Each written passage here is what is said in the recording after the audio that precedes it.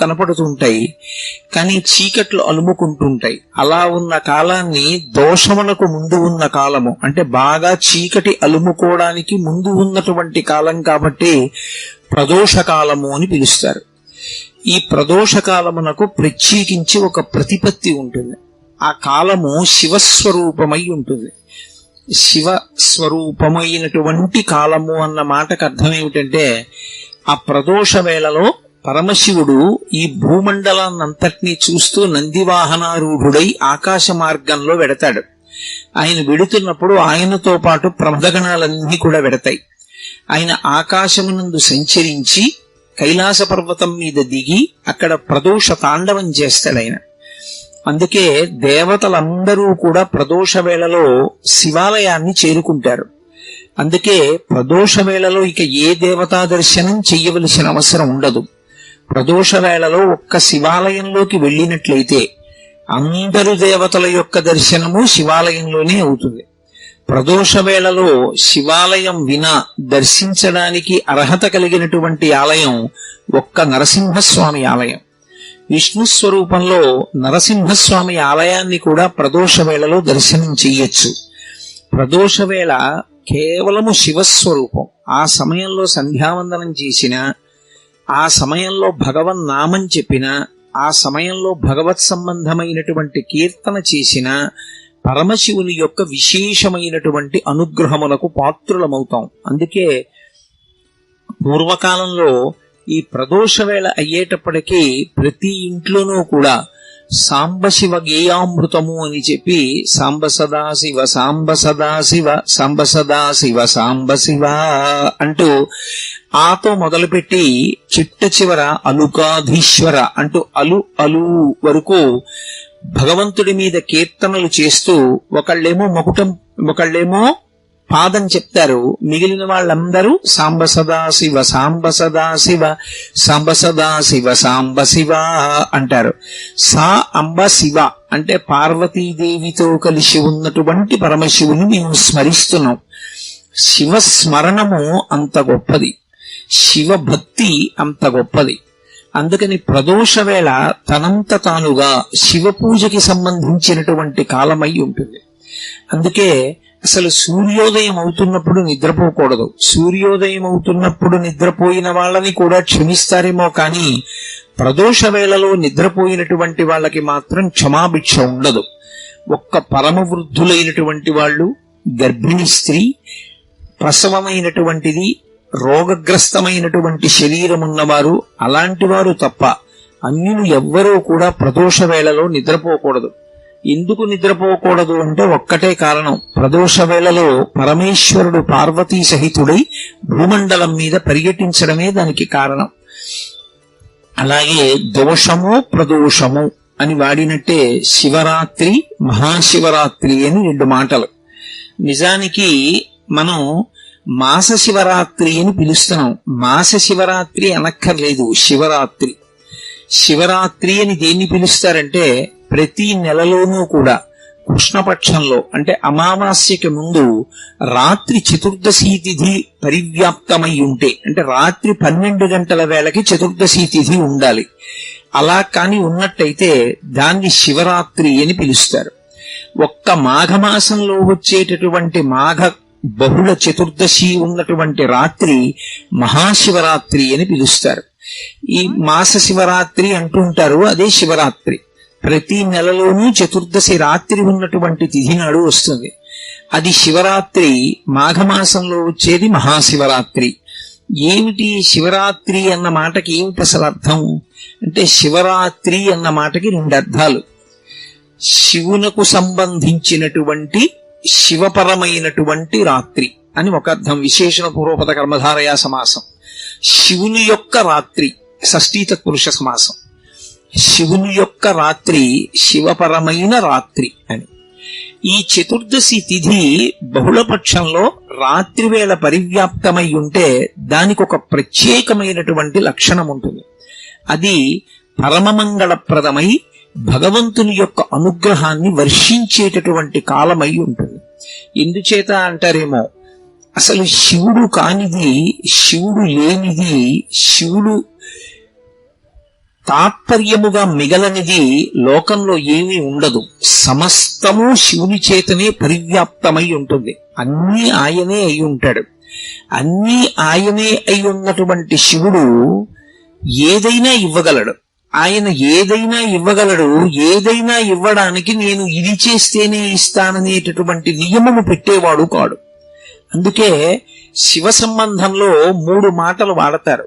ఒకటి ఆయన శివుడు, 2 సజ్జోజాత ముఖము ఉన్నవాడు, 3 అసుతోషుడు. ఈ 3 మాటలు అర్థమైతే అసలు మహాశివరాత్రి అనేటటువంటి తిథికి ఉన్నటువంటి విశేషమేమిటో అర్థమవుతుంది. ఆయన శివుడు. శివుడు అంటే మంగళప్రదుడు, శుభప్రదుడు, కళ్యాణకారకుడు, శోభనకారకుడు, మంగళకారకుడు అని గుర్తు. ఆయన ఎప్పుడూ భక్తులైనటువంటి వారికి మంచి చెయ్యడం వినా, ఉపకారం చెయ్యడం వినా, అపకారం చెయ్యడం అనేటటువంటిది తెలియని స్వరూపం ఏముంటుందో అటువంటి భగవత్ స్వరూపానికి శివ అని పిలుస్తారు. అందుకే అసలు శివుడు ఎన్నడూ ఇబ్బంది పెట్టడం అనేటటువంటి మాట లోకంలో ఉండదు. అందుకే మంత్రపుష్పం చెప్పినప్పుడు చెప్తూ ఉంటారు, ఈశాన సర్వ విద్యానాం ఈశ్వర సర్వభూతానాం బ్రహ్మాధిపతి బ్రహ్మణోధిపతి బ్రహ్మా శివో మే అస్తు సదాశివోం అంటారు. సదాశివోం, సదా బ్రహ్మ, సదా విష్ణు. ఆ మాటలు లేవు వేదంలో. సదాశివ అదొక్కటే ఉంది. సదాశివుడు అని పేరు పెట్టుకుంటుంటారు. ఆయన పేరు సదాశివరావు గారండి అంటుంటారు. సదాశివ అంటే సదా అంటే ఎల్లప్పుడూ ఆయన శివుడు. శివుడు అంటే మంగళప్రదుడు. ఎల్లప్పుడూ అంటే ఆయన అసలు కోపం పెట్టుకోవడం అనేటటువంటి మాట కానీ, బాధ పెట్టడం అన్న మాట కానీ తెలియని వాడెవరైనా ఉంటే లోకంలో అది శివుడు ఒక్కడే. ఆయనకి అసలు బాధ పెట్టడం అనేటటువంటి మాట ఆయన యొక్క చరిత్రలో, ఆయన యొక్క జీవితంలో, ఆయన యొక్క అనుగ్రహ ప్రధాన విశేషమునందు ఎక్కడా కనపడదు. ఎంత దోషభూయిష్టమైనటువంటి జీవితమున్నవాడైనా సరే ఒక్కసారి వెళ్లి శివ అని పిలిచినంత మాత్రం చేత ఆయన వెంటనే అనుగ్రహిస్తాడు. అలా అనుగ్రహించగలిగినటువంటి ఉదారమైన హృదయం ఉన్నవాడు లోకమునకు తండ్రి కనుక జగత పితరౌ వందే పార్వతీ పరమేశ్వరౌ అంటాడు కాళిదాస మహాకవి. పార్వతీ పరమేశ్వరులు ఈ లోకమునకు తల్లిదండ్రులు. తండ్రి అయిన కారణం చేత ఆయన యొక్క హృదయము ఎల్లవేళలా కూడా కారుణ్యముతో నిండిపోయి ఉంటుంది, దయతో. ఆ దయతో ఉన్న కారణం చేత ఆయన నువ్వు ఈ తప్పు చేశావని చూడడం, వచ్చి క్షమించమని అడిగి భక్తితో నిలబడినంత మాత్రం చేత అనుగ్రహించగలిగినటువంటి పితృహృదయము కలిగినటువంటి వాడు. అలా అనుగ్రహించగలిగినటువంటి స్వరూపమై ఆయన శివుడై ఉంటాడు.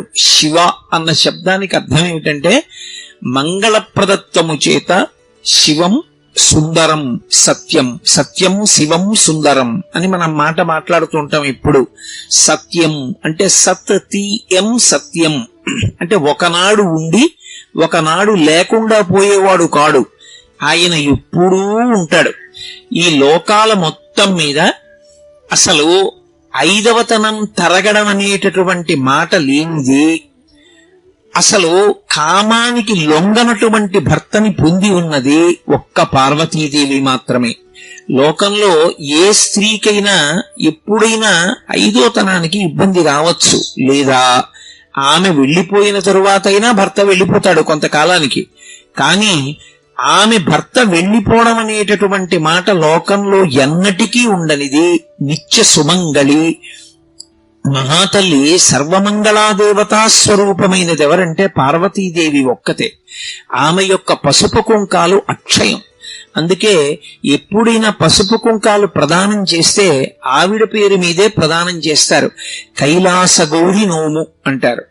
ఆవిడ పేరు మీద కానీ ఆ పసుపు కుంకాలు ఇస్తే ఆవిడ పరమ పరవశాన్ని పొంది ఏ స్త్రీ యొక్క పసుపు కుంకాలకి లోటు రాకుండా ఆమె కాపాడుతుంది.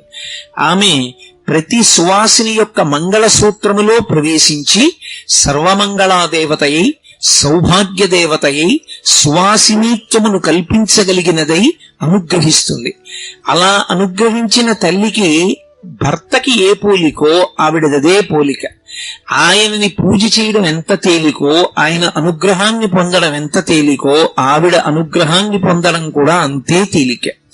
ఒక సువాసిని, ఒక పెళ్ళైనటువంటి స్త్రీ అమ్మవారి అనుగ్రహం పొందడానికి ఏం చెయ్యాలి అని అడిగారు అనుకోండి, ఆమె ప్రత్యేకంగా ఇది చేస్తేనే అమ్మవారి అనుగ్రహం కలుగుతుంది అని ఏం లేదు.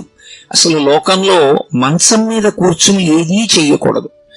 2, నిద్ర లేచి స్నానం చెయ్యకుండా ఏదీ చెయ్యకూడదు. 3, భార్యాభర్తల యొక్క సమాగమము జరిగిన తరువాత పగటివేళ అంటే తెల్లవారగానే స్నానం చేస్తే తప్ప ఏదీ చేయకూడదు. అటువంటిది ఆడది, పెళ్ళైనటువంటి స్త్రీ రాత్రి మంచం మీద నిద్రపోయి తెల్లవారి నిద్ర లేవగానే ఒకవేళ ముందు రోజు భర్త సుఖమును అనుభవించి ఉన్నప్పటికీ కూడా మెడలో ఉన్న మంగళసూత్రాన్ని తీసి కళ్ళకద్దుకుని అమ్మవారిని స్మరించి నమస్కరించినంత మాత్రం చేత ఆమె అనుగ్రహించేస్తుంది. అందుకే లోకంలో నిద్ర లేవగానే మంగళసూత్రాలు కళ్ళకద్దుకోకుండా నిద్ర లేచేటటువంటి అలవాటు ఉన్నటువంటి సువాసిని మనకి కనపడదు. ఎప్పటికీ మంగళసూత్రం అలా మెడలోనే ఉండాలి అంటే ఆ తల్లి యొక్క అనుగ్రహం పొందడానికి ఆ మంగళసూత్రం కళ్ళకద్దుకుంటే చాలు, ఆవిడ అనుగ్రహిస్తుంది. అంతటి కారుణ్యమూర్తి ఆ యమ. అమ్మలగన్నయమ్మ ముగురమ్మల మూలపుటమ్మ చాలా పెద్దమ్మ, సురారులమ్మ కడు పారడియమ్మ తన్ను లోనమ్మిన వెల్పుటమ్మల మనంబున ఉండెడియమ్మ దుర్గమాయమ్మ. కృపాబ్ధినిచ్యుత మహత్వ కవిత్వ పటుత్వ సంపదల్లంటారు పోతన గారు. ఆవిడ ముగురమ్మల మూలపుటమ్మ, ముగురమ్మలకి మూలపుటమ్మ, చాలా పెద్దమ్మ. ఎప్పటి తల్లు ఆ తల్లి, ఆ తండ్రి వాళ్ళిద్దరూ ఇప్పుడు పుట్టిన వాళ్ళు అని చెప్పడం కుదరదు.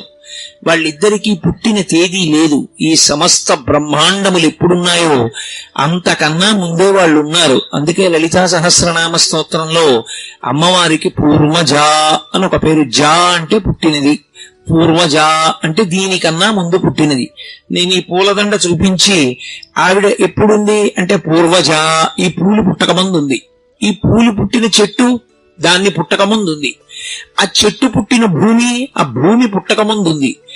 అసలు మీరేది చెప్పండి, దానికన్నా ముందావిడుంది. పూర్వజ అని వదిలేశాడు వ్యాసుడు. అందుకే నువ్వు ఏది చెప్పు, దానికన్నా ముందావిడుంది. అయితే ఇక్కడ ఒక చమత్కారం ఉంటుంది. మరి అంత ముందు పుట్టిన తల్లి జుట్టు తెల్లపడదా?